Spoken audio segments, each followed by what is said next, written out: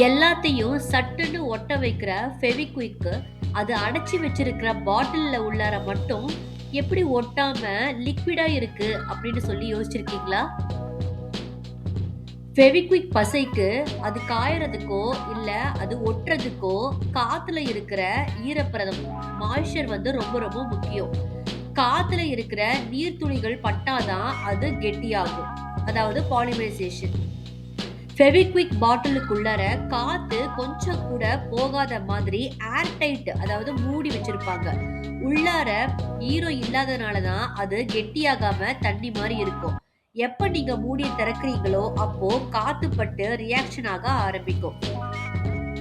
ஒருவேளை ஃபெவிக்விக் உங்க கையில ஒட்டிக்கிச்சு அப்படின்னா அதை உடனே நீங்க வந்து எடுக்க ட்ரை பண்ணக்கூடாது. தோல் வந்து பிஞ்சிரும். கொஞ்சம் நெயில் பாலிஷ் ரிமூவர் இருந்துச்சுன்னா யூஸ் பண்ணலாம். இல்லைன்னா சுடு தண்ணியில கையில் வச்சாவே அந்த பசை வந்து கரைஞ்சிடும். நன்றி.